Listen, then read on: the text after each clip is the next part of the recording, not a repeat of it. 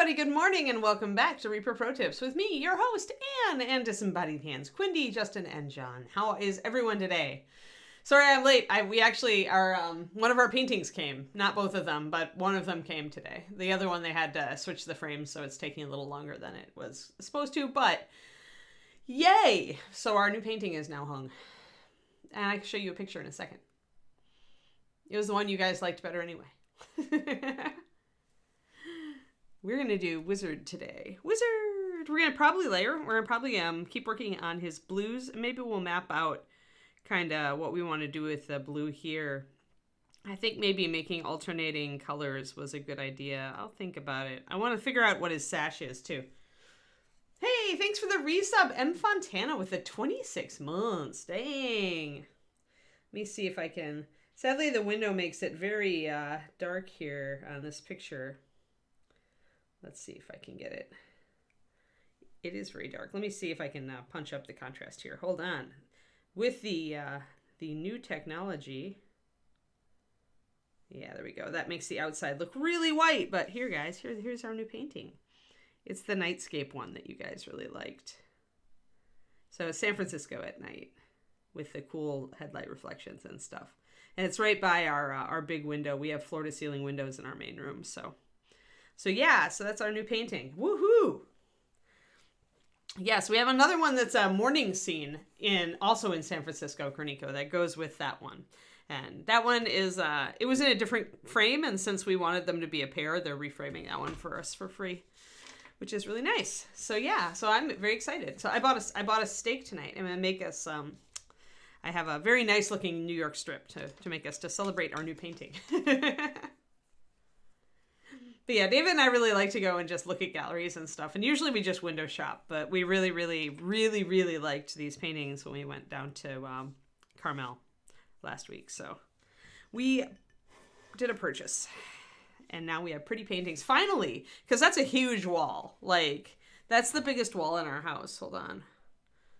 Like it's a very big, like it keeps going over here because back here is the master bedroom, but it's a very long wall with, as you can see, the roof kind of goes up, the beamwork. So it's a very tall ceiling and it's a very big wall. So that painting, believe it or not, is actually 3 by 3, like it's 3 feet wide and 3 feet tall.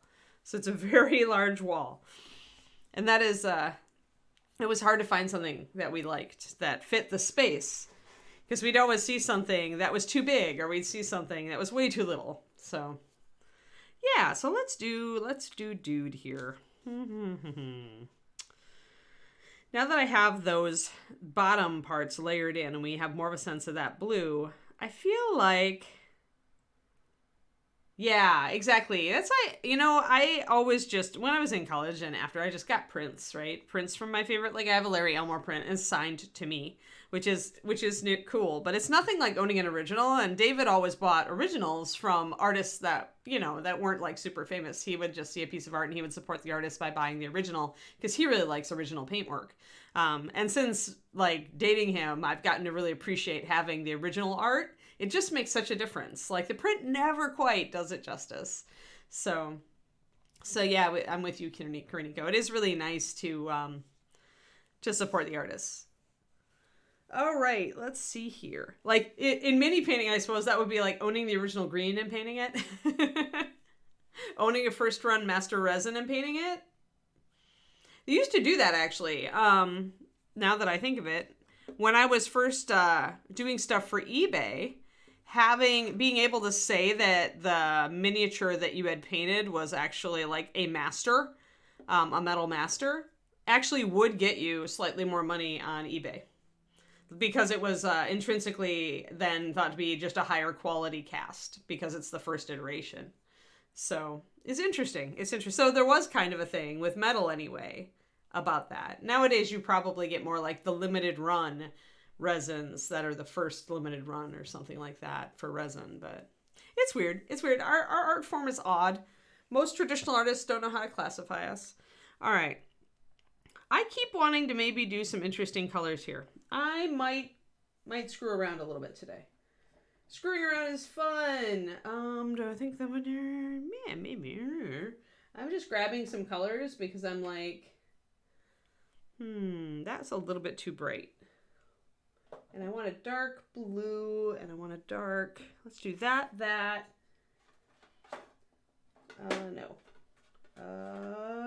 Yes. And maybe a really pale blue, like Irison. Let's try that. So do these colors look pretty together? Let's try these to like do his little front things. Let's do all different colors. Let's try that. I might regret this, but Pendrake suggested that last time, and I actually thought it could be a fun idea to do all different shades of blue down here. We'll have to be careful because some of these are a little bit brighter, but I think I can make it work. So, yeah, they did. Yeah, so a green would be like the first, that would be the original iteration. That would be like owning the original of a piece of canvas art. It's like owning the original like clay piece that a bronze was cast off of, probably. If you had to find a kind of a parallel in regular art, it would probably be owning like the original pieces that were like the famous bronze was cast from. Hey, Lord Nobody. All right, so let's get all of these colors shaken up and let's put them down. Now, the hard thing about doing this with this particular blue is just that this blue is very faded. It's like, it's more of a gray blue. And I'm using a little bit, there's a couple of these colors, especially this one, that are a little bit more bright. So we'll have to watch it and see what we can do. What I am trying to do, and you probably have noticed this, is I'm picking colors that are a lot lighter than our base blue, and I'm picking colors that are a lot darker than our base blue. And that's on purpose, because if you're going to use a color that's really close to your starter color, and it might be maybe a little brighter, so it might have potential to clash, the way to deal with that is to make it lighter or darker. Oh, really, Clavicus? I didn't know that. So yeah, there is a perceived value then. Yeah, I was curious. I was actually, I figured if it sold, or if you saw if it sold, you would tell us.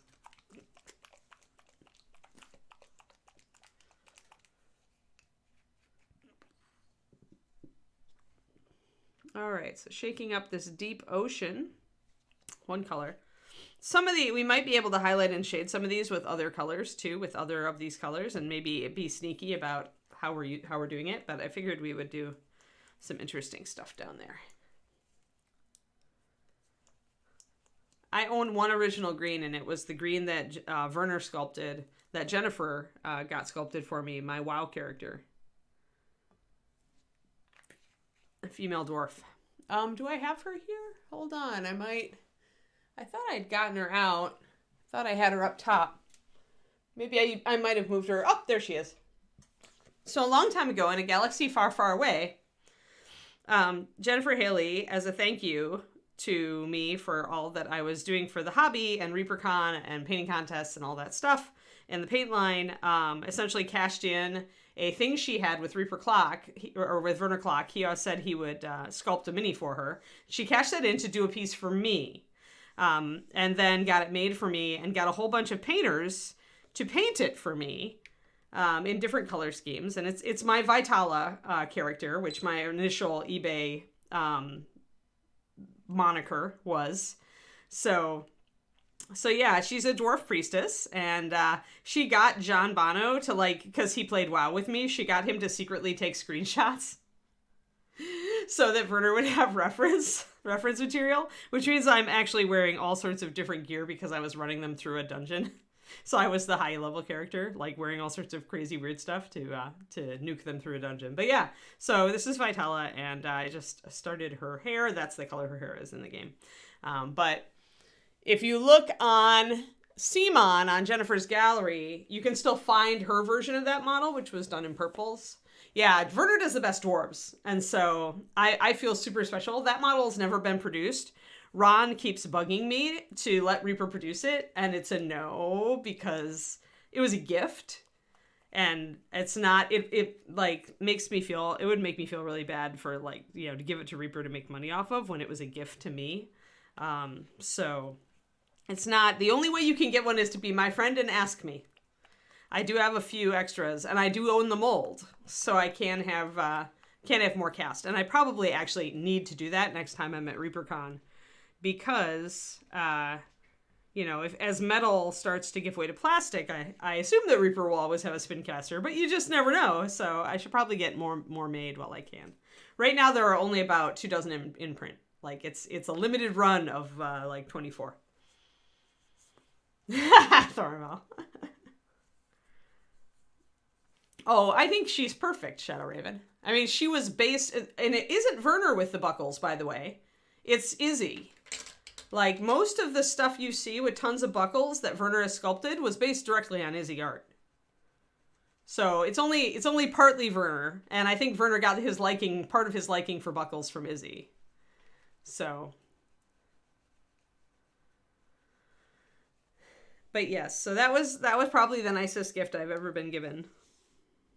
And I still have the model. Funnily enough, I have like 18 of them painted by different people, my different friends, but I don't have one that I painted fully yet.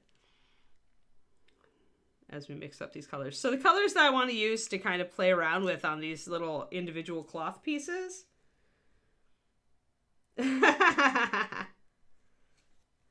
Yeah, Twistoma. It's a one-of-a-kind piece that only has about 24 castings in the world, and it's my WoW character that Jennifer had Werner sculpt for me. Jennifer Haley, my friend. So she's a really cute little priestess. Actually, David painted one for me. I gave him one shortly after I moved in, and he painted it. So I have a diamond stone version as well.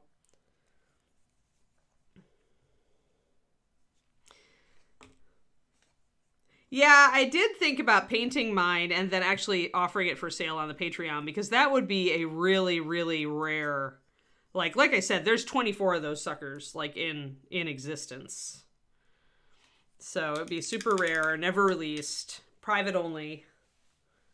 You want to see David's? Let me see. He's here. He's here today. He's working from home because of the painting. Hey, David? Yeah. Okay. Oh, okay.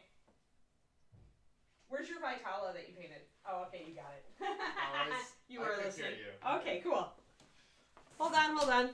Here it is. He could hear me because everybody in the world can hear me because I'm loud. So this is David's version. He did it on a head. The base is his own creation. Can I grab inspiration too? Oh yeah, if we've got Jennifer's out there. I'll show you Jennifer's too. So she's really cool. He did the orange. He loves orange, so. Yeah, it's a cool piece, and David did a very muted take on it. Hold on, here's Haley's. There we go. Jennifer's take on her, of course, is purple. And Jennifer, because she is a total sweetheart, so this is a Jennifer Haley. It's an early Jennifer Haley, technically, because it was a long time ago. But Jennifer put my first ever pet that I owned when after I moved out from my parents' place was an Abyssinian kitty named Ishtar. So she actually found a cat figure and painted it up like Ishtar for me on this one. So I think I had just lost Ishtar like 2 years before. So yeah. So this is the cool thing, right? You can get and this is why, you can still do this. You could approach a sculptor and get your own piece done and approach Reaper to do a limited number of castings of it. And then you can have all your friends paint it. Like, this is such a super thing. And I wish more people, I know it's not cheap, but it is a really cool thing. And if you've always wanted your own figure and you have a design, it's really cool. It's really, really cool to do this. Yeah. Well, and I have so many of them. I could get them all out. I have so many. I think the only one I didn't get, Derek painted a different Werner Dwarf for me because he didn't get a copy of the casting in time. So he actually painted. But yeah. So, and well, this isn't me at all. This is just my friends, right? And the mini is my own personal mini. But yeah, so it's a really cool idea. And I mean, I don't know what the going rate for sculpts was. Oh, wow. Listed for $1,000. Wow. Yeah. But yeah, so, I think I don't know what the going rate for a sculpt is these days. My guess would be around 500. But Julie, I mean, the bigger you get, the more complex you get, which sculptor you approach. I have no idea what the going rate is these days. But it is pretty cool. And then, yeah, you'd have to talk to Reaper to get it, put on molding cast. But I'm going to put these back. Or at least I'm going to put these up top to have them be safe. They're up on my shelf here, honey, next to my pictures. I'm going to close the door. There we go. All right. So a little digression there. But yeah, it's super fun. And if any of you, I know some of you like are starting to work with ZBrush and trying to develop your sculpting skills. So that can be cool too. Or just getting a mini made through, what is that 3D place that'll like kind of customize a mini for you? You can do that too. Yeah, it varies a lot. That's what I figured, Julie. Yeah, that depends. That really depends, Crows. If you're asking somebody, a big name sculptor, to do it, you're going to pay more. Hero Forge, yeah. So even if you did your own mini on Hero Forge and you felt like it turned out well, although is their quality better? Like their print quality wasn't the greatest. Great, if you win the lottery, I'm sure that you could make it worth Papa Julie's while. Say, don't sculpt for Reaper anymore. Do some dragons for me, Julie. But yeah, so it's kind of cool to design your own thing and then get your friends to paint it for you. Like, it's neat. It's okay. I think, yeah, it used to be you could really see the layers on their prints, but I kind of assume with the technology getting better that maybe they've gotten better as well. I have no idea. I haven't ever done a mini through there, but a lot of people would get them done and bring them in a paint club and then ask for help. So I've seen the quality of their work like a couple of years ago, but I haven't seen recent. All right, I'm mixing up all these colors. Deep Ocean, Ritterlick Blue, Copper Verdigris, and Irisin. Yeah, that's true. Yes, I mean, you might be able... I don't know either. One thing that I don't know is, like, how much people charge to do a 3D versus do a green, right? So there might be a price disparity there as well. But in general, when I started at Reaper, the going rate for a sculpt, and this was, remember, almost 20 years ago, the going rate for a sculpt at Reaper was more like $250 to $300. And in 20 years, I sure hope there would be a little bit of inflation coverage there. So I'm sure the price has gone up from there for an established sculptor.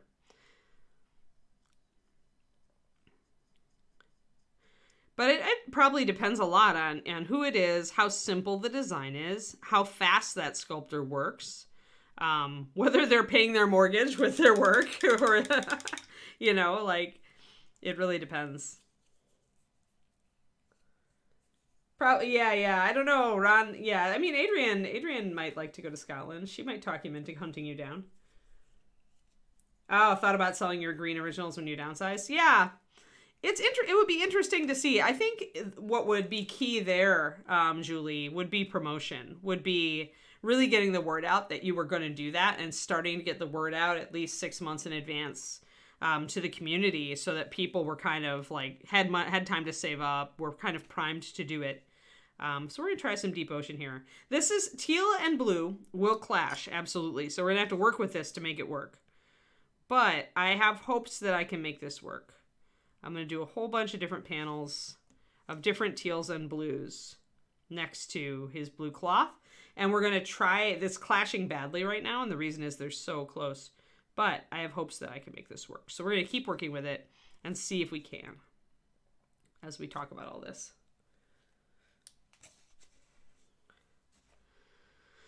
But yeah, I think you could probably really get some interest, Bob and Julie, in that.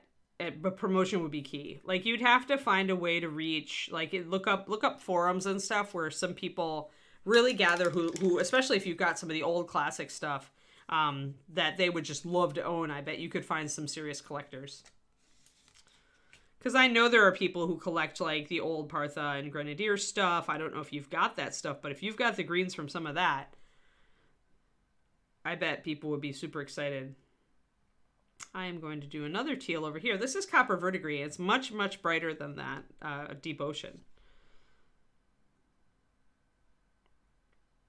And I'm just going to base coat these in and then see if I have them kind of in the right configuration. But I wanted to start with the teals at the top. Now, another way to make this work, if these colors do start to really clash with his blue, is I could put a gold rim or some sort of detailing down the interior of this cloth, and that would separate these colors enough to make them go better together. Maybe we'll do that to kind of demonstrate. Da, da, da, da. Yep, Graniko. Oh, you've got boxes of them. Oh, yeah. I think you could really do well off of that. It's just my intuition, just because I've met people who are so into collecting those old models, and to own the original sculpt, I think there would be a market, and the key would be reaching it. The key would be finding a way to reach the people who are really interested in that. Like, I would definitely reach out to every mini painter with a platform, like Lovejoy, for Miniature Monthly. Because I bet there are people on his Patreon and on mine and all that. We could all talk about it. But there are also, I know, forums out there for miniatures collectors and stuff like that. So maybe even Facebook groups. Just like any business proposition, you want to do research, right? Market research. Figure out where your people are. Where do they hang out?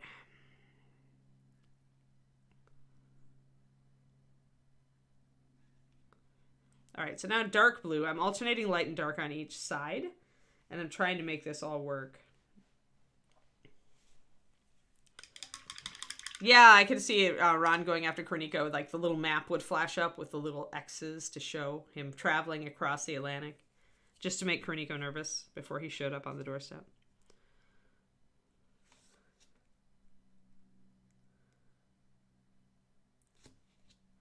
And this Irison blue is so pale it looks almost white. So we may need to, I may need to find some colors to darken it. Like, you can see this one is much more green. But this is a good example of when I say a color is so light. Because when you look at it in the palette, it's definitely blue. But when you put it on the model, especially when you put it next to darker, deeper blues, more vibrant colors, it looks just white. It looks like an off-white. And that is just yet another example of how colors change when you put them next to each other. When something has only a hint of a color, if you put it next to a strong version of that color, it will wash that out and make it just look white.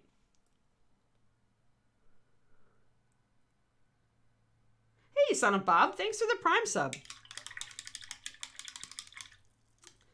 And also, nice to meet you. I'm Anne. I work for Reaper Miniatures. I have for eons.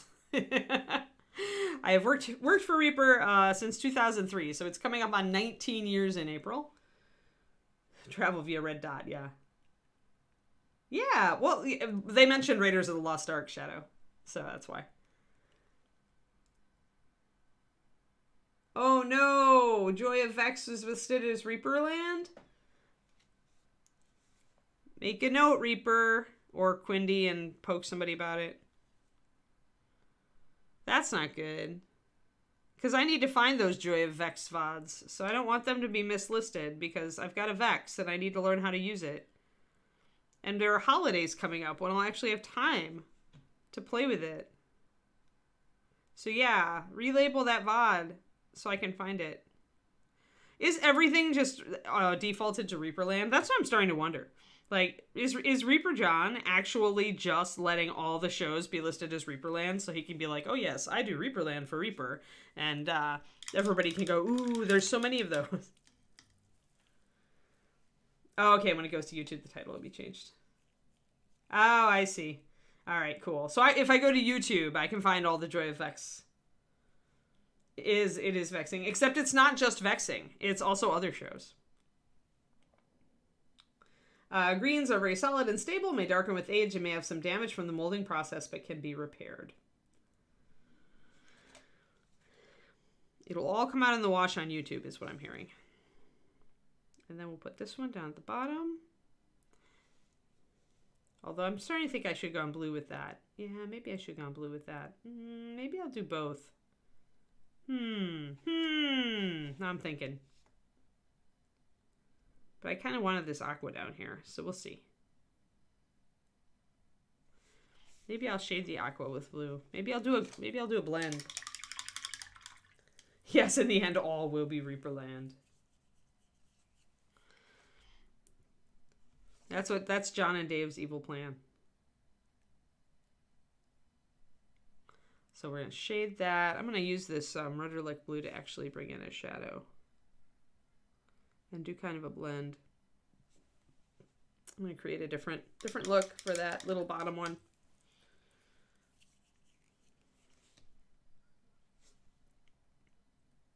And then we'll blend that in. I just wanted a little bit of a demarcation there, and we need shading there anyway. So that works. So it's my intention to shade and highlight these with each other as well to make it look cool and 3D. That's actually really good. I like that. So that's actually working. Now that we have all the patchwork in, it is actually rather working. So I think the key here is to use teal to shade the blues or highlight the blues, and to use blue to shade the teals. John and Dave are very insidious that way. They pretend not to have a plan, but I'm certain there's a plan.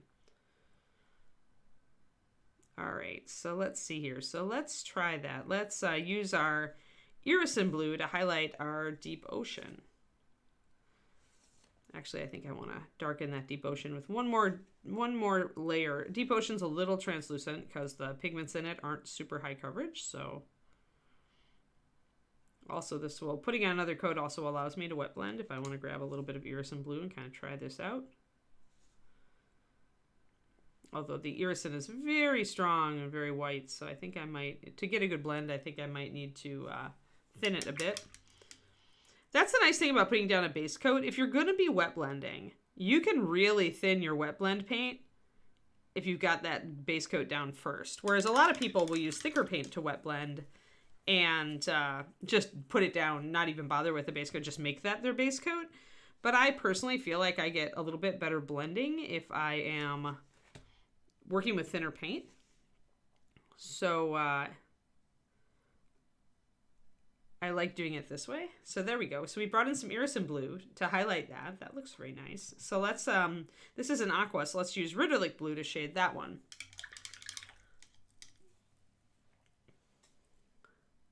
Oh, okay. To make sure everybody knows about it. It's true. Yeah.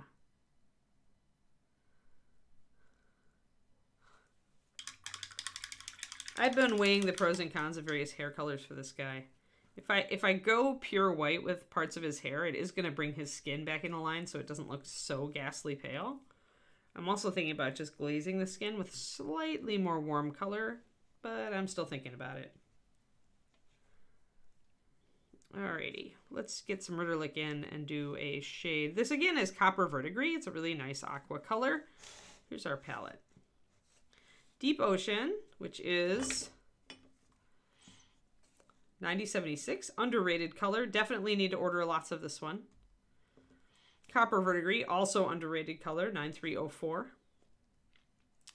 Verdigris Blue, 9115. This is, if you're into tube paints and you like Prussian blue, this is your closest in the Master Series line. And then Pathfinder Irison Blue, a really nice pale aqua-y blue, kind of aquamarine color, which is very, very nice. So that's our colors. And we are using the blues to shade and highlight the aquas, or the teals, and using the teals to shade or highlight the blues. So we're kind of making everything hopefully work together.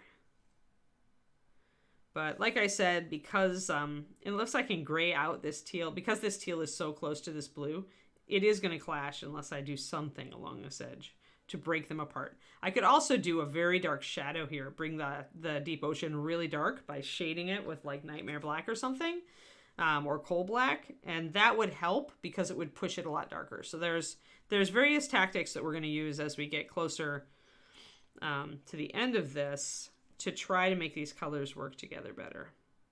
Because otherwise, blue and teal next to each other will almost always clash. So I'm mixing a little Verdigris in up here just to bring in a shadow. And it's very, very pale still.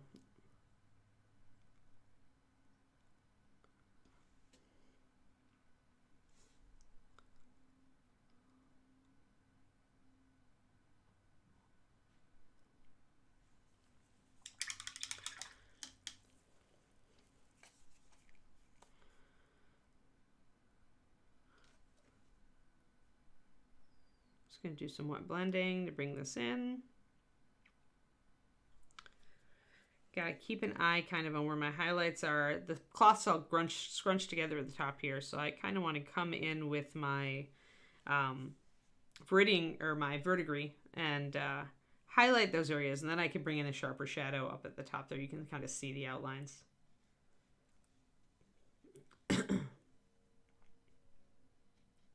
Oh, nice. Nice. Yeah, using Discord to remind you of streams would be lovely. That would be really cool. Thank you for doing that, John and Quindy. Or for thank you for doing that, John, and thank you for telling us about it, Quindy. All right, let's get a little bit of these shadows marked in. So I gotta kind of, sometimes you want to kind of put some shadow on, like block out your light source. If you're getting a lot of glare and it's hard for you to see really subtle folds like this,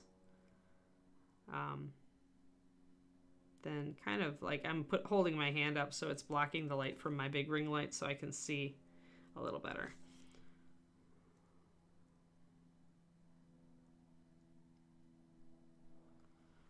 Okay, so we've got, these are really skinny folds.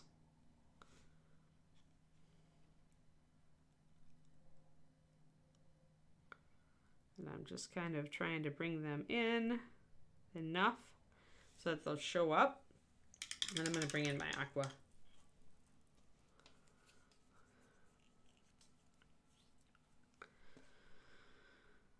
So I've got 1 week left of NaNoWriMo. It seems like November has lasted forever. Oh my gosh. But I'm still ahead on my book, which is a record for sure for me. Usually I'd have fallen behind by now and be scrambling to catch up.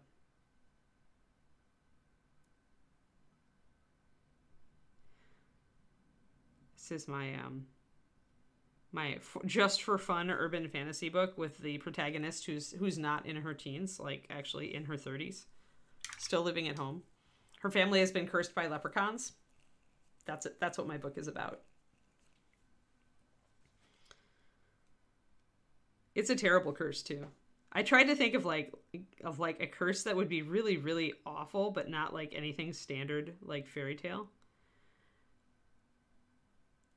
And the curse essentially makes it so that if anybody is thinking any hurtful thoughts toward the main character, they will say them out loud.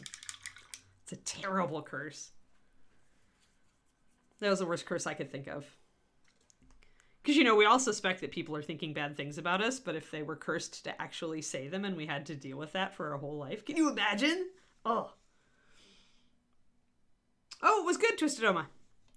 Yeah. It was My Fair Lady, and it was the original production of My Fair Lady. So it wasn't one of the newer, like, you know, there's a lot of interpretations of classic plays. And this is the big San Francisco theater, the Orpheum, right down by the Civic Center. So it was actually a very classic production, and it was very well done. Man, the guy who sang Freddie was really, he had a great voice. Very operatic. But yeah, the staging was really cool and interesting. They did some fun stuff with this stage, like with the buildings with forced foreshortening and stuff. I always like to see like all the different aspects, and the dresses were very, like, all of the costuming was very good.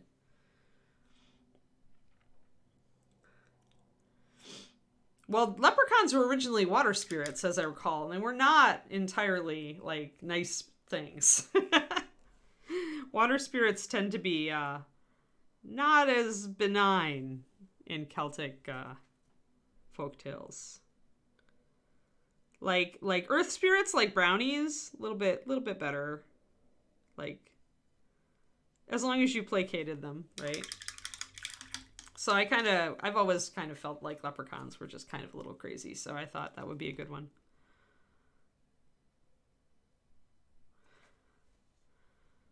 So yes, I won't give away the whole plot, but that's the premise. And I've been having so much fun with it, I have to say. I do enjoy writing urban fantasy. I see why.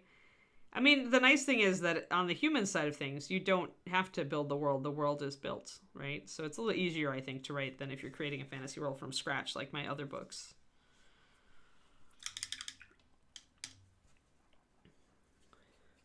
Yeah. This is all brushwork, yeah, evergreen. We're just starting to do, we've only highlighted and shaded a little bit. I'm working on the front here because one of our viewers actually suggested that we do kind of a whole bunch of different blues. So I decided to do a whole bunch of blues and blue-greens, which is actually pretty hard to make look good. But now we're highlighting and shading them. So I was just doing that blue shading up here. I'm pretty much taking the aqua colors and I'm shading them with the dark blue. And I'm taking the blue colors and highlighting with aqua. Or shading with aqua, depending on what they are. So this white one is actually a blue. It's just such a pale blue that it's not really showing up. But yes, it's all brushwork. That's what I do. I actually am really noob at airbrushing. So really, really noob. Although I have, now that our garage is somewhat cleaned out, we just moved to a new place. Now we can set up an airbrush station out there. So that will make it a little easier. If I have everything set up and right where I need it, I can't really make excuses about not trying it. Thanks, Evergreen. Yeah, I worked for Reaper. I've worked for Reaper for almost 19 years now. And when I started with them, it was as a staff painter. Back in 2003, and part of my job was to design a new paint line, Evergreen, and so I actually did. I designed Reaper Master Series, so all of the Reaper Master Series paint, these are all colors that I created and formulated, and I pretty much hand mixed every batch up until I moved out here to be with my guy. Boy, is it almost 2 years ago? A year and a half ago, I guess. A little bit closer to a year and a half. So yeah, so if you have any paint questions about Reaper Master Series, I am your girl. I can answer pretty much anything because I built the paint line from the ground up and I've used it for all these years. So we're using today Reaper Master Series in its various formats.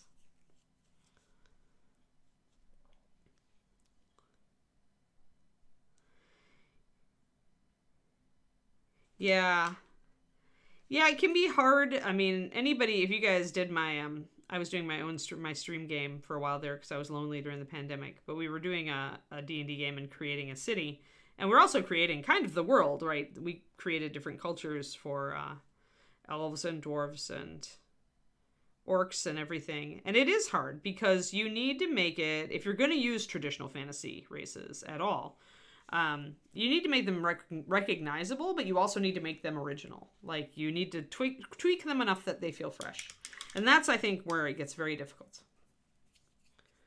So world building definitely can be unusual. It helps to start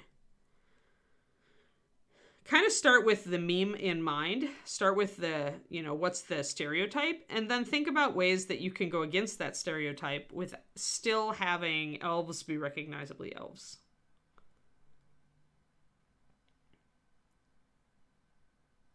So I'm going to take that deep ocean in and I'm going to bring it more into this Irison blue. I'm going to do some wet blending just to set this up. And we're doing a lot of layering on the cloth to give it kind of a bit of a texture. But for now, I can add texture, but I want to get these colors in and I want to make them all work together since it's a hard sell to make teal and blue really harmonize.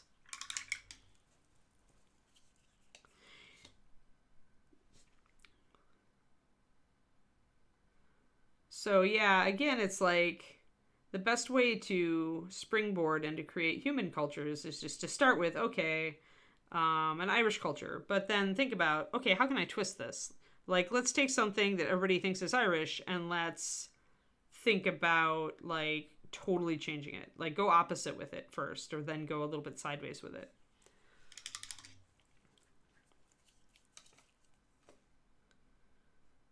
And that's the best way to iterate, I think, because then you keep the feeling of familiarity, but you've added something, a take on it that's your own, and that's important with fantasy. That's the whole reason to do fantasy is, you want to create something that's novel, right? That's just yours, that only you could come up with.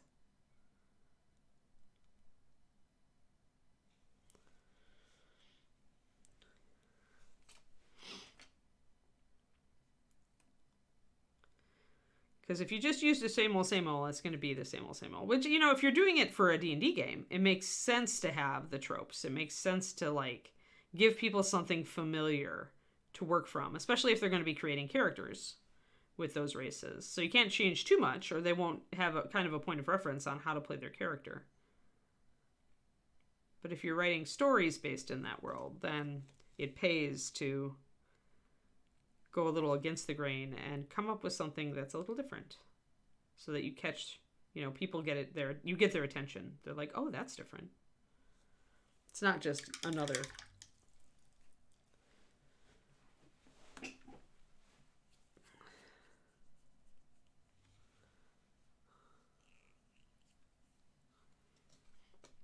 Yeah.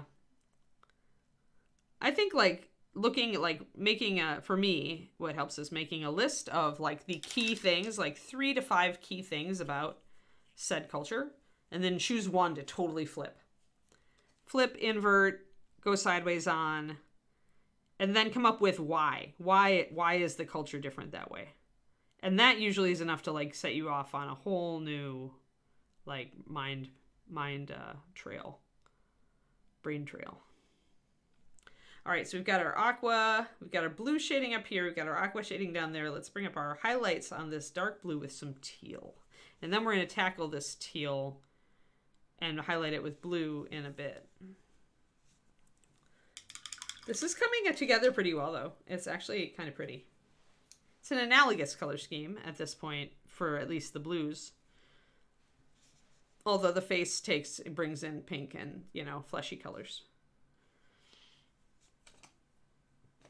Alrighty, so we've got Ritterlich blue, and we want to highlight it with this aqua color. So there's Ritterlich, and there's the Verdigris color that we're using. I wanted a pale teal.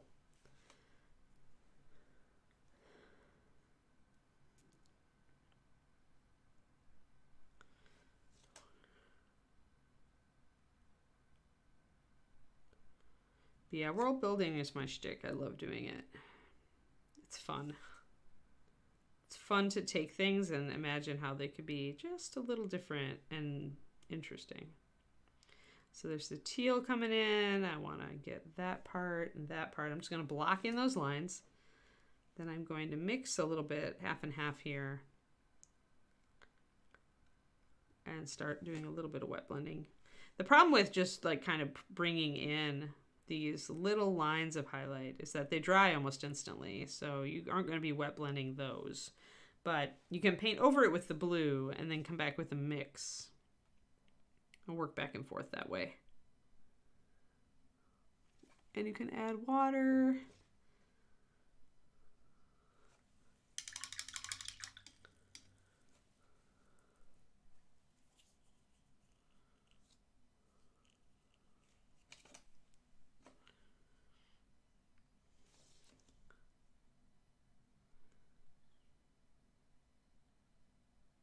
That's cool. You'll have to have some other culture be your troublemakers then, if it's not the Norse. So now I'm going to do a little bit of layering here because I thinned down a little bit of a mixture of the aqua and the blue. Now I don't want to bring it too high up because it's going to slide right over. We'll lose our edge here. We may have to do some relining. I'm trying to make it so I don't have to line by, and this is how you can get away from lining, is by putting a light next to a dark, right? And light next to a dark and light next to a dark. But then when you've got that highlight there, making it so close to this, then you lose that definition. So then you have to bring in some lining or some darker shadows or do something to create contrast. Yeah, I'm getting a little bit of color clashing still from mostly from the Deep Ocean versus the Templar Blue. But I'm going to probably bring in some really dark shadow up against that to take that down. We're not getting that here with the Ritterlich because it's already very dark. You can see how dark the Ritterlich is, and so it's standing out against here. So, but the Deep Ocean is just too close in shade. It's only a little darker than the Templar, and that's why it's clashing.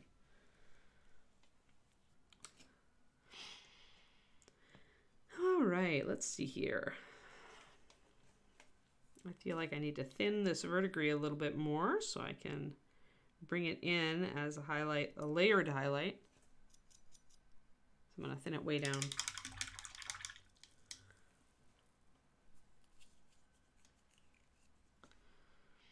When creating a world, I think it also helps to just focus on a small area of it at first.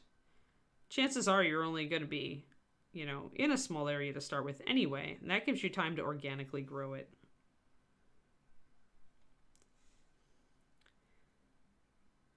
I also find you'll come up with better ideas that way. You'll have more time to kind of percolate.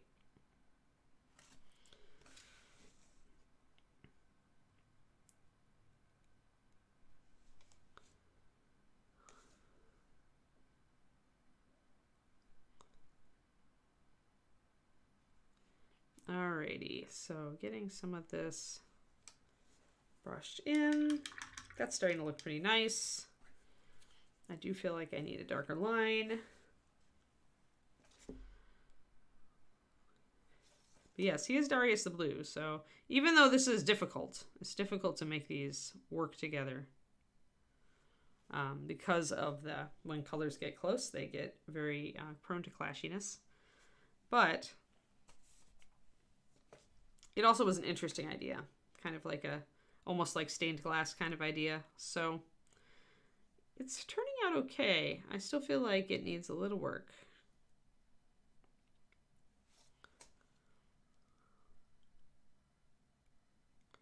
Like, I'll definitely need some lining. I might need to put a border on this cloth and totally lose the texture that I put on it.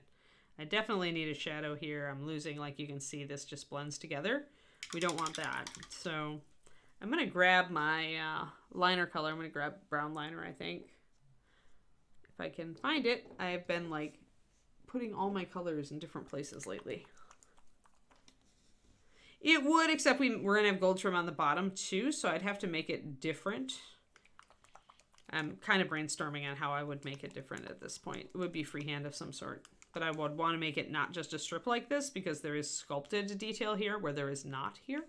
So I would want to make it something different.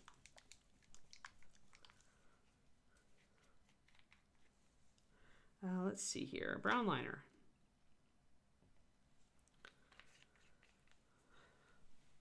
I'm going to stretch out my shoulders here a little bit. Just put one drop of water into the brown liner because I want it to stay pretty dark. But yeah, gold trim would be fine. It would work great. If we put gold trim on every one of these little things, we would fix the problem. But part of what I want to do here is show you guys like all sorts of tactics for tackling this, not just one. So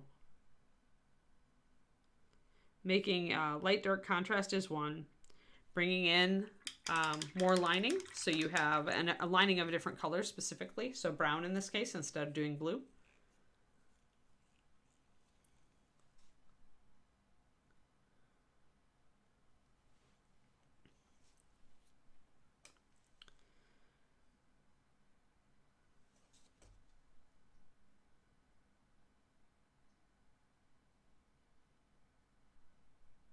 So I'm going to bring this shadow in a little bit darker.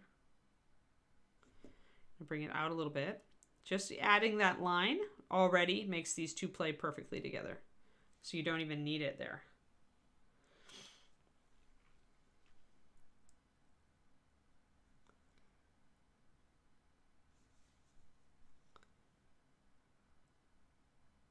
If that's what it says to you, you have way too many rules lawyers in your games, Thoromel.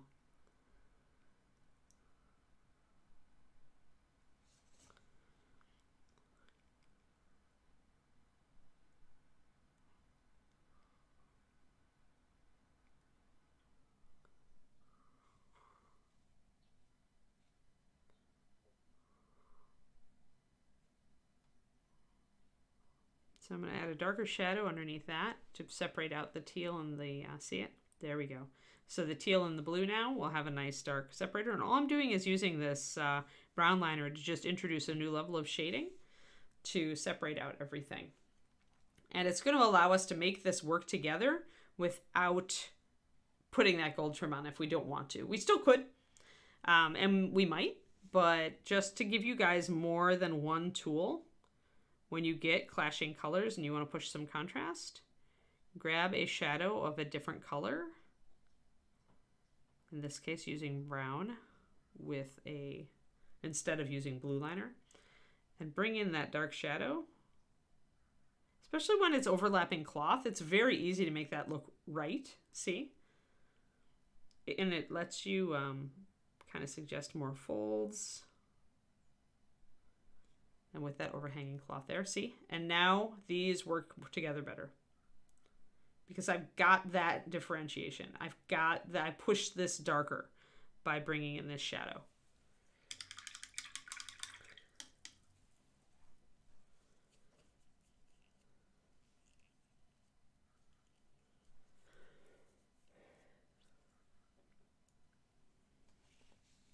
So I'm going to grab that Deep Ocean again, and I'm going to kind of blend it over the top of that brown a little bit.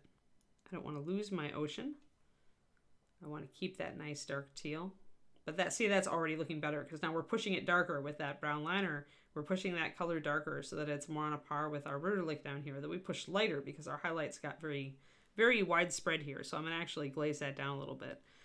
But pushing this darker now makes it work with the surrounding fabric a lot better. It still doesn't work as well with the surrounding fabric as a totally different color would, because you're still using colors that are very close on the color wheel, but you can get away with it. This is what you have to do if you're going to do an analogous color scheme. You have to work with your lights and darks. If you don't do that, everything's going to clash. Yeah, I was thinking if I did it, I would do kind of an arabesque pattern down the edge Shadow Raven, but again, we're not quite doing that yet because I wanted to show you guys you can make it work even without that.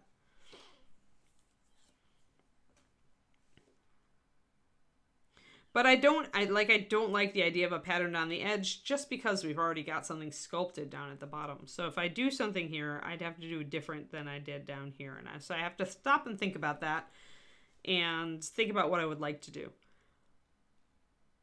if anything. And I may just wait until I have a lot of the rest of this like kind of blocked in and mapped out and highlighted, and then kind of look at it and go, all right, what could I use here to make it work? But yeah, a pattern on the cloth over the entirety of the cloth would be one answer, but then you better be ready to do it on the entire robe. So that's why I'm going to table that probably. Okay, made my blue into a bit of a glaze. I want to maybe a little more water. Yeah, I want to tint this a bit darker and more blue. There, and now we need to bring up this teal down here. Don't forget that.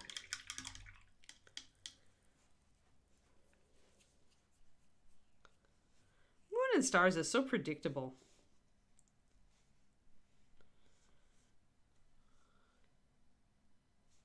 Ron would love it because it's traditional. This is his traditional pointy hat wizard of doom. Ron loves pointy hat wizards. We used to make fun of him for it. We had to beg for years to get a young mage character.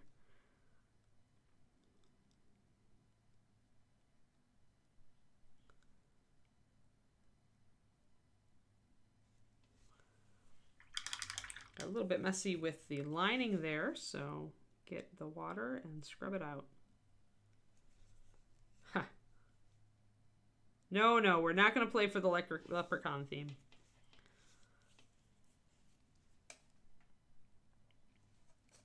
Though I did kind of want him to be morally ambiguous, so, you know. All right. I gotta get that area shaded down here. That's working. I need to bring in marshmallow unicorns. Yes, all of that. More of that, please. No.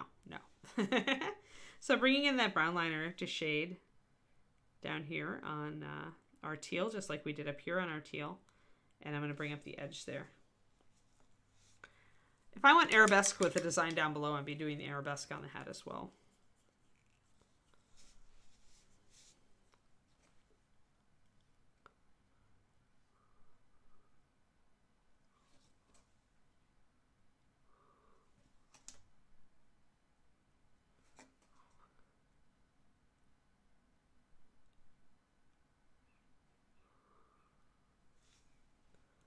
Just bringing in a little bit.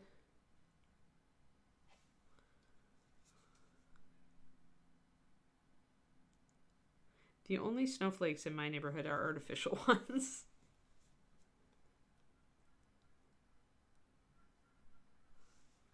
All right, now I need to bring in a little bit of a line there to differentiate those areas.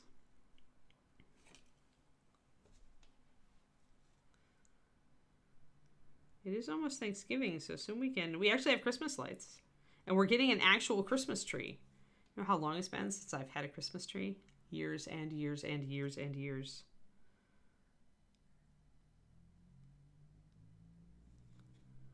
We didn't have room for one in David's original apartment. Let's see, what color do I want that to be? Dark, dark blue. There's a tiny little bit of fabric down there. Oh, okay. Wasn't supposed to snow.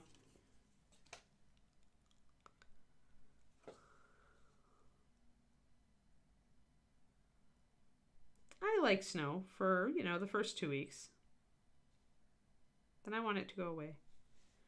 I don't know, North Texas was pretty good as far as snow level for me. Like, if when I first moved there, we'd have a snow like once a year. But during the later part of me living there, it actually became a lot more irregular, where it went like for several years without a snow, and then we got a snow.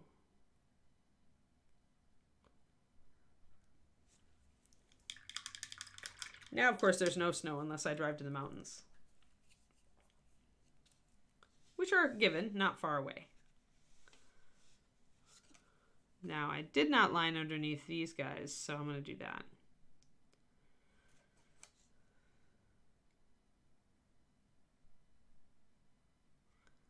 Always pays to look at your model from below. You will often miss areas that you want to shade in, because you're looking at it mostly from one angle.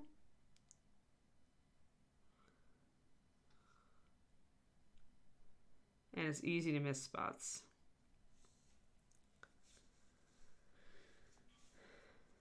There we go. That looks nice. Yeah, that looks actually really nice. Oh yeah, for sure. Yeah, we didn't put up our lights. I told David very firmly that we weren't putting them up till Thanksgiving. Yeah. Yeah, I've been pretty snowless. We had, for Kiri's last year, we had a little bit of snow in Texas, which was good because she loved the snow so much when she was a young dog.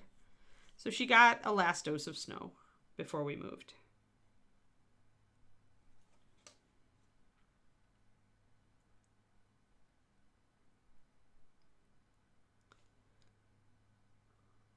I'm just going to bring in a bit of a shadow here also with the brown liner, pulling things apart a little bit more. This area is becoming very nice now. I went, it was wonderful in the winter. Yosemite in the winter is the best because there's nobody there. We went to Yosemite in the winter. It did not have a ton of snow when we went. It had been a fairly warm winter. That was last winter, I believe. But I really kind of wanted to go back this winter. But David wants to go in a different season. So maybe we'll go in springtime instead. But yeah, in winter it's not nearly as busy as it is in summer. So you can actually see things without fighting crowds of people. Yeah, we snowshoed when we went. And I got blisters. Horrendous blisters because I was not used to it.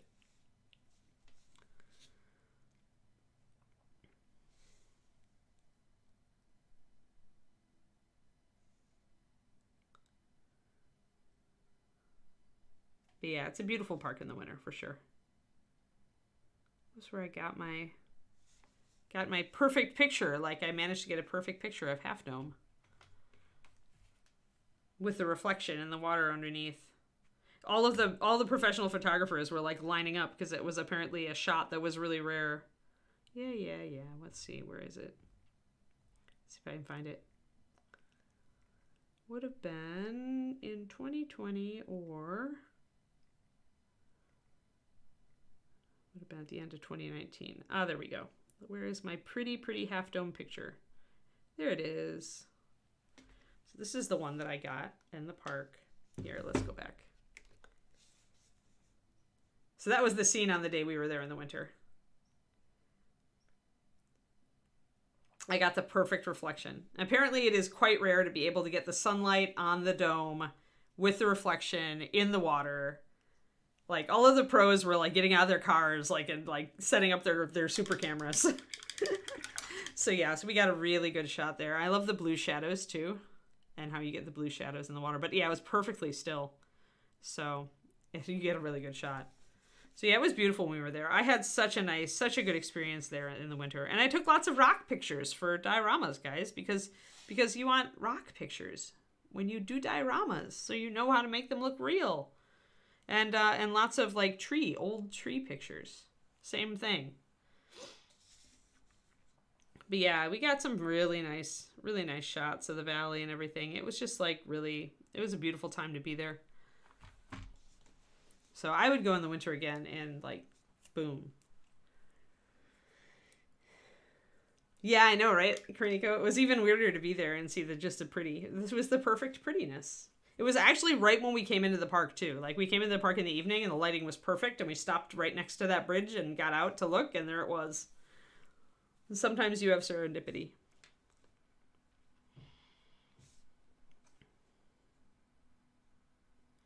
Yeah, I got a lot of beautiful, beautiful photos on that trip. It was my first time at Yosemite too, so I got totally spoiled. The day we left was a lot less nice. It was like blowing wind and rain and fog and all sorts of, mist. But the days leading up to that were actually quite clear. So we got some really nice like valley shots and everything. It's pretty beautiful. Worth going if you ever are out here and you like mountains. Go to Yosemite.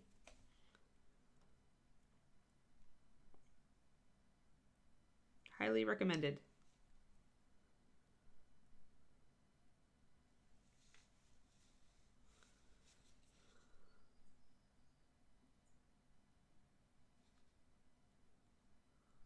I told David actually that I would like when we get another painting, whatever our next painting is, I would like a Yosemite one.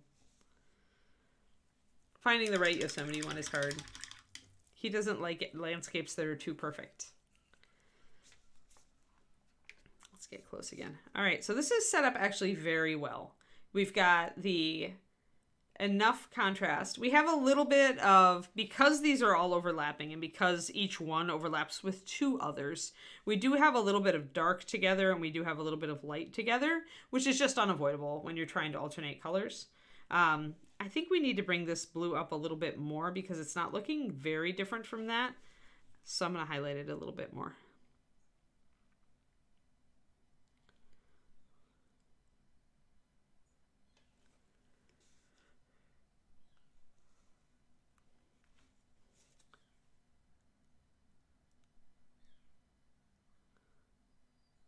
Yeah, weather extremes affect animal populations for sure.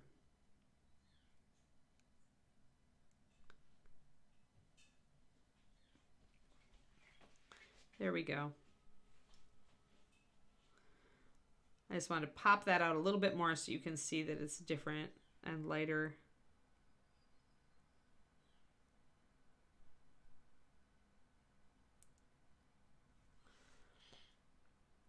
That's a little bit better.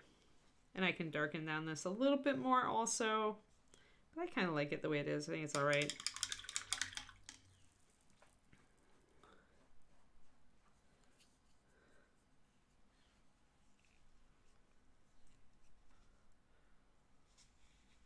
Yeah, it really is just like very picturesque. All right, so what do I want to do with this belt?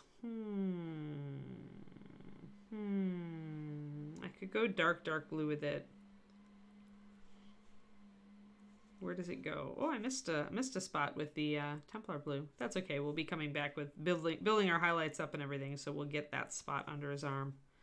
Yeah, that belt really isn't much of anywhere else, so I actually am going to go Ritterlich with it. It's not going to impact a lot of the rest of the figure. But I do want it, I think I do want it dark. I almost always go dark with belts because they're really not a very important part of the figure. They're just kind of there to give you a little bit of extra detail and the opportunity for color accent if you want it, or to hang stuff from. But for us, because we've got this light panel right at the top, and then we've got the Templar blue, which is medium, we almost have to go dark with the belt because of that. If we go light, it's not going to contrast enough with this. Plus, it's in shadow anyway because it's under the book and under the beard. So it makes more sense to go dark with this.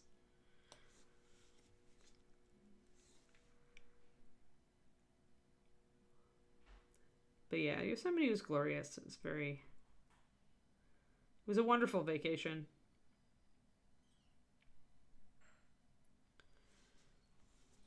David wants to go up to Tahoe this winter to ski. I thought about going with him, but he can ski for a lot longer than I can. It's like, I can see myself like skiing for like 3 or 4 hours and being like ready to fall over. And David just keeps going all day.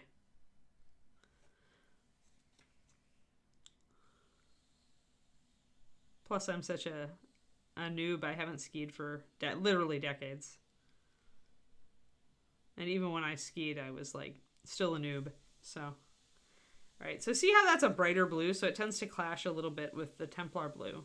And the answer, of course, to that is to darken it down and mute it out a little bit with highlights and shadows, just like we did on the front stuff.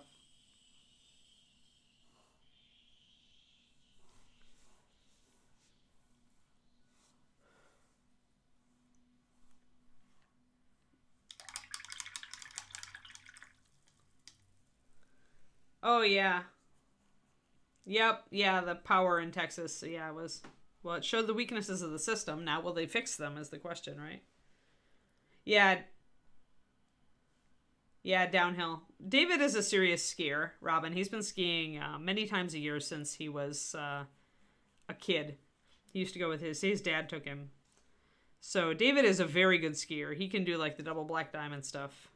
The serious slope where it's like almost vertical. And I'm like, no way. He can do all that stuff. He's very good.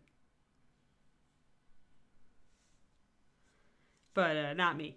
So I wouldn't even... That's the problem with us skiing together, is I would be on the bunny hill and he would be doing like, you know, the stuff that can kill you. I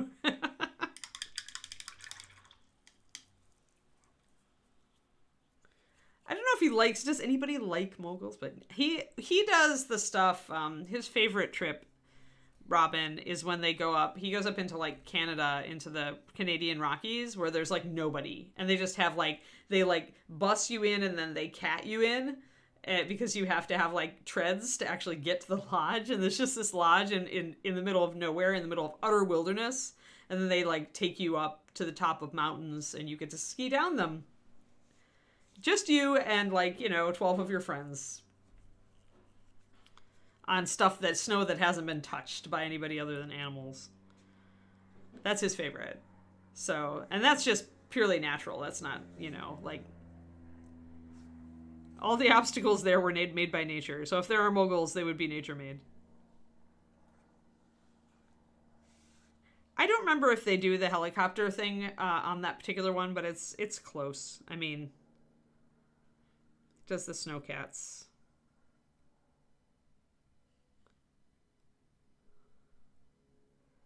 And that's hard enough to actually like put him to the test where he has to stop to rest at certain points, he says.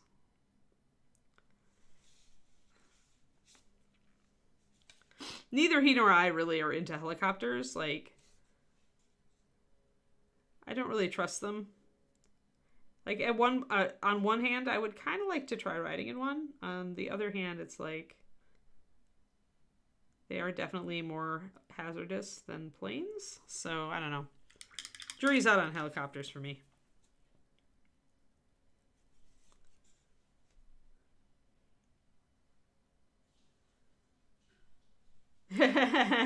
cheaper than paying the lift fees. Yeah, I hear you, Turgeon.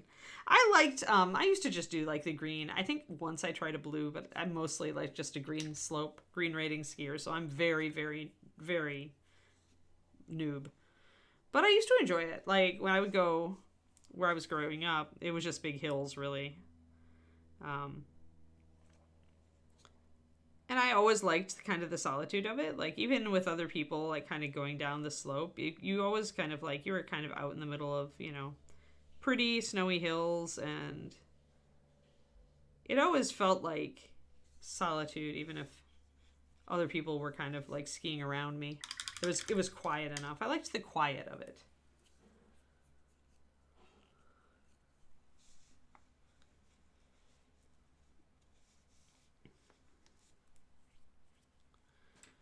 I like snowy mountains. I do not like the cold very much, but I will tolerate the cold if there is pretty views.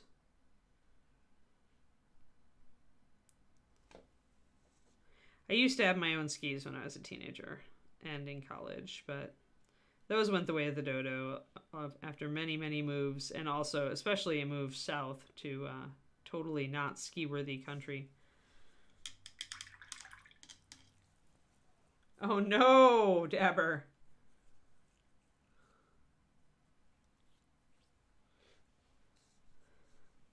Yeah, I mean, I'm just like, it would be cool to get a little better, to be able to do the blue runs would be cool, to be confident on skis, just to go down, because I like the speed, and I like the views, and like I said, I like the feeling of solitude, being in the snowy mountains with just like not a lot of noise around you. I like that.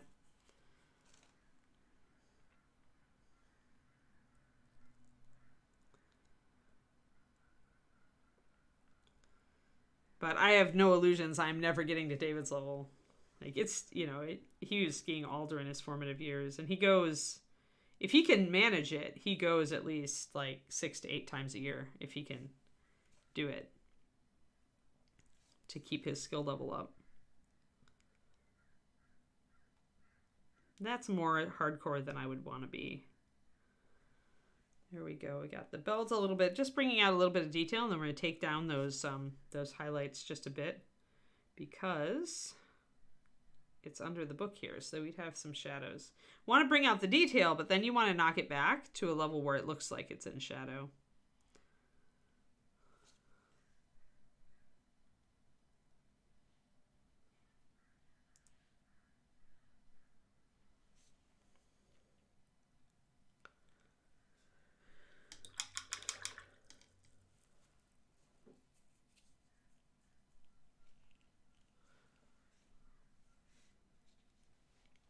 Yeah, skiing is cheap in Wisconsin because there's no real mountains. So relatively speaking, and when I was a kid, it was pretty inexpensive to go, especially if you had your own skis.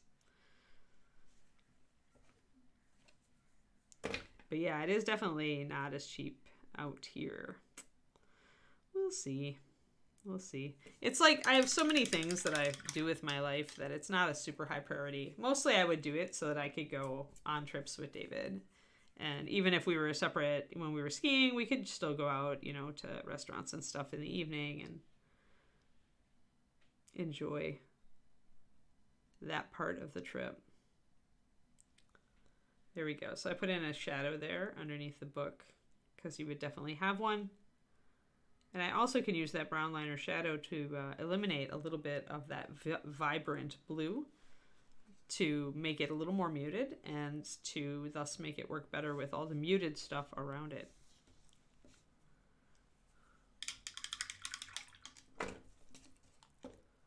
Nice. Oh yeah, if your brother lives up there. Yeah, that makes sense, Twistoma. I always liked the lightweight skiing.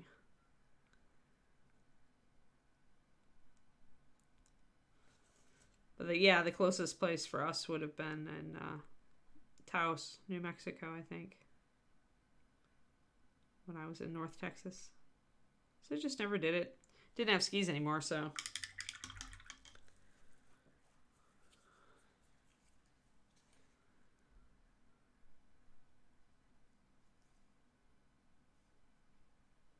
You can also mix a little bit of the brown liner into the Verdigris blue and get something that is more almost like the Templar blue color. And use a touch of that for highlights as well. And it won't be near as vibrant. You can also glaze with that color if you wanted to really knock this down and get some of that brighter blue out of there. Just do a glaze real quick. And that'll just slide the color a little bit more muted, and that will make it play better with the Templar blue. So that's coming along. I think I need to reintroduce my brown liner shadow here. Hey, Val.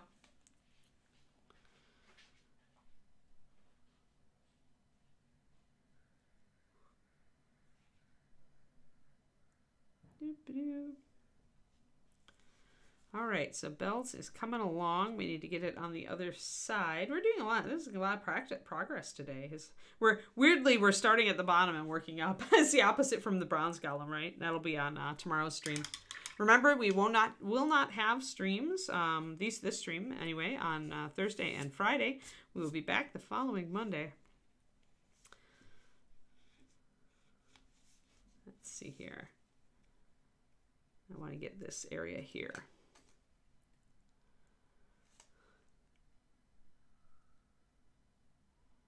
But yeah, it'll be a nice weekend.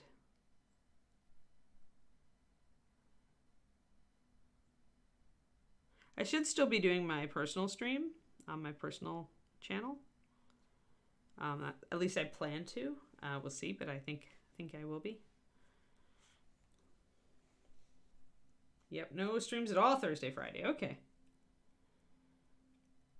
Thank you for the shout out, Quindy. Yeah, if you give me a follow over there, it's every Saturday, 3:30 p.m. USA Central Time. I did actually update my schedule on Twitch, so if you go to my page on Twitch, it will tell you what the time is, if you forget. There we go. So we've got that coming on. A little bit of highlight needed. Although, again, this is under his arm, so there would be a lot of shadows. So probably if I do introduce a highlight, it's just a very small one. Right, Bryce, exactly. I did put the whites in. I just haven't done anything else. Yeah, have fun, Crowley. Thanks for the cutie face. Exactly. It would be a shame, a dreadful shame to have to put eyeballs on this model too early. I agree, Bryce. Yes, the rat is like growling at him.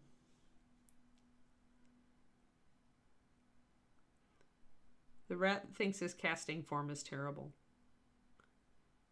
It's like, how do you even cast level 1 cantrips when you wave your arms about like that?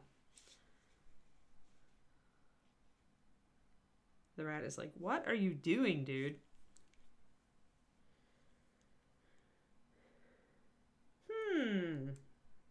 I don't know. Is it possible to change Twitch resolution on the fly, Quindy? Do you know?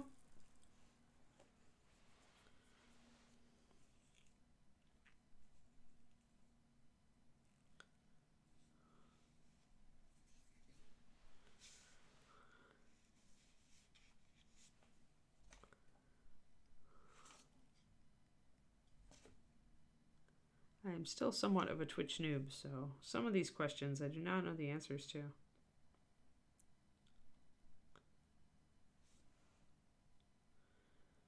There we go. Good deal. Hey, and we've got like 7 minutes left.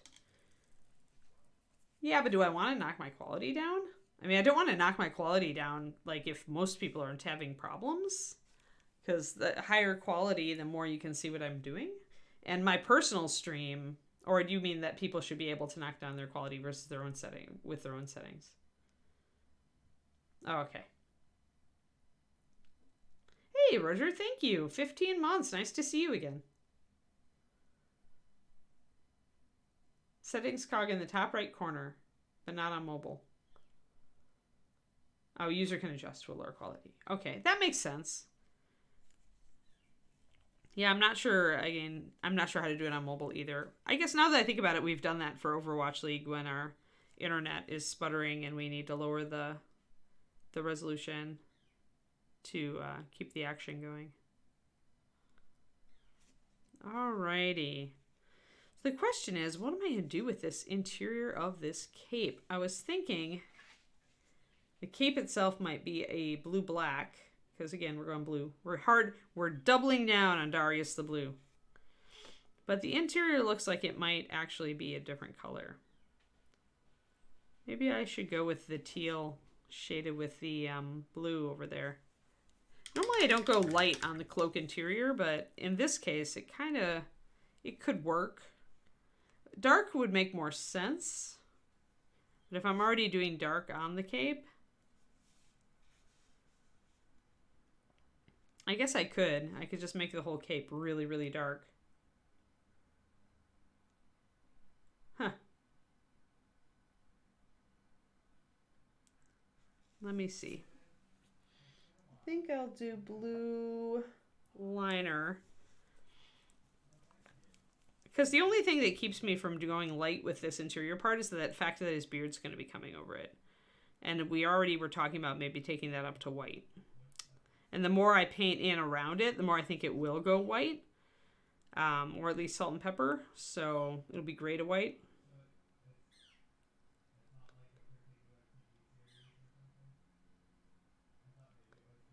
But yeah, so I guess we can go. I don't know. My gut says we can pull it off, though. Let me see. I'm gonna try it. We can always paint over it. It's the easiest thing in the world to paint dark over light.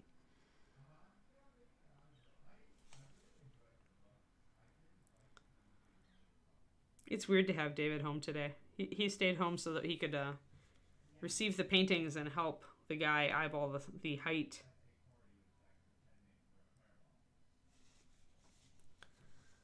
But it's so weird because he's been going into the office for weeks.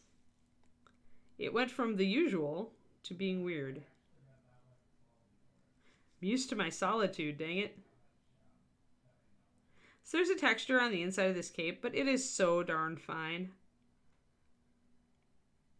that it's really, I don't think it's not really highlightable. You could do a wash if you started out with a light color like this. Let's see. Yeah, and that also comes back here because this is also the interior. I've thinned down my colors so they're definitely not solid base coat colors anymore.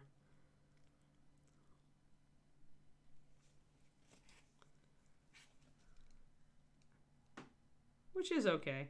Since I washed the model, it's adhering just fine, so I'll probably add a little bit more Viridian to it. It's because it got like really, really thin.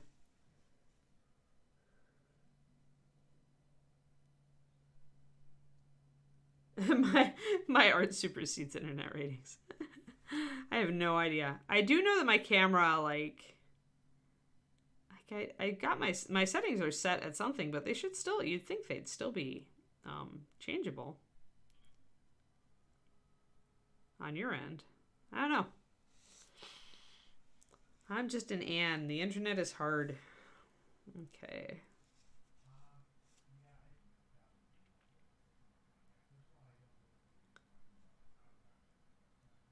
I'm going to put this in here. Still going to keep it kind of dark. I'm going to shade it with the Ritterlick while it's wet.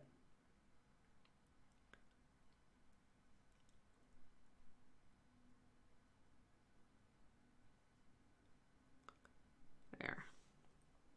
And again, that's a little bit too light, so I'm probably going to drop a darker shadow here. Transcoding options.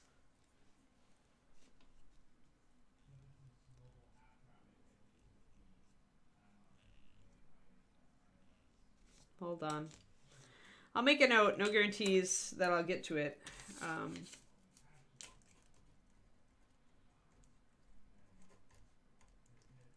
Transcoding options on Twitch or OBS. I assume I have to do it via OBS.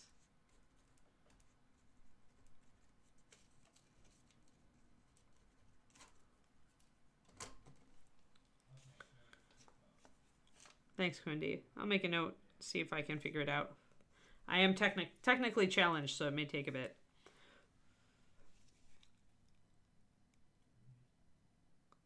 I tried hard not to be like that older person, because I did grow up in the age when the internet was booming, you know, and I used to hang out with tons of nerds who really knew the technical end very well, but I didn't keep up with it over the years. So a lot of the newer programs I have not mastered, and that's being kind to say it that way. But I will take a look. Okay, I am an affiliate, so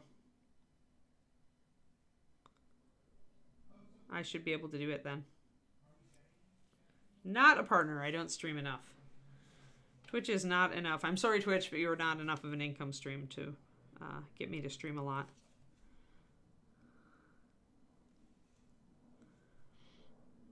Alrighty.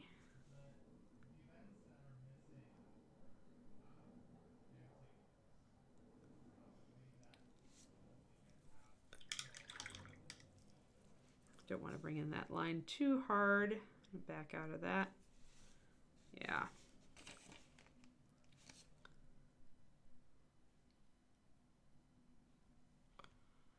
There we are. All right, so now I want a more solid coat on that. Yeah, we'll try to fix it, Shadow Raven. It may not work. Can't figure it out, just fuss at Justin. I am capable of fussing at Justin. Most of the time, he will even let me fuss at him and answer my questions.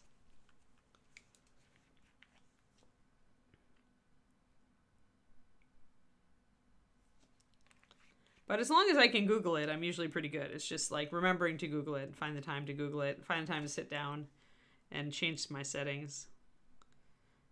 You know, just like in the course of your normal day, you're like, I need to do that. And 5 days later, you're still thinking, I need to do that. You can't tell me you haven't all been there. Especially when you are busy. Fussing at Justin is your favorite hobby. It's the Quindy national sport. If Quindy was a nation, it would be her national sport.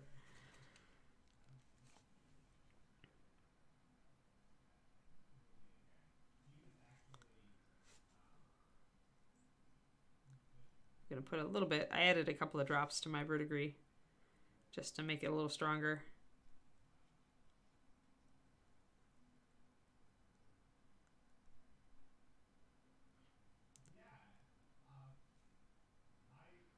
And yeah, maybe a single person's problem, or it may look like one Shadow Raven, but I follow the rule that if one person says a thing on stream, at least 5 other people are thinking it. That's why I always tell you guys just to ask questions at will. Even if you feel like it's repetitive or a noob question, you should always ask it, because if you're thinking it, chances are 5 other people on the stream are thinking it, or 5 other people who are watching this on YouTube afterward are thinking it, and they don't have the opportunity to ask. So if you ask, then you serve everybody. Never assume that your question is only for you.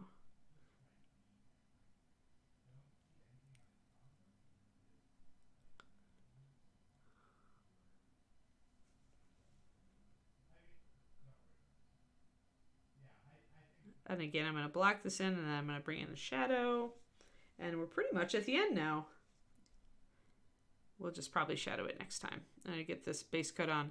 So what we did today is we explored different options for making colors that are very close together on the color wheel, i.e. blues and teals.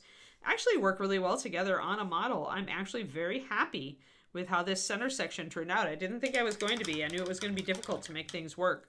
But we introduced conflicting, like different colored shadows, and we emphasized dark and light. We brought in linings to separate places. We muted out brighter colors, and we brightened lighter colors. And generally, Justin is aboard. Exactly. I appreciate it, Quindy. But yeah, so we did all this cool stuff today and talked a little bit about color and analogous color schemes. And yeah, it worked out very, very well. And we showcased some colors that we don't normally use on stream, right? We used a whole bunch. We used really, like I've been using a little bit more, but like I never use like Deep Ocean, Copper Verdigris, or Irison. And so this is a really nice set of colors, guys, for teals and blues. And as you can see, you can even make them work together on a model. So, sweet. Yeah, crow's nest. Oh, Ron Hawkins, throw him under the bus. Must be under the bus. Ron requires being thrown under the bus at least once a week, or he just gets sad, I think. He thrives on it. So, oh, yay! Yeah, happy birthday, Zambies. Awesome. Thanks, Quindy. Thanks, everybody, for coming along on this very blue and teal journey. Tomorrow, it's going to be Bronze Golem for the last day before Thanksgiving. So I hope to see you tomorrow morning. Have a great one, guys.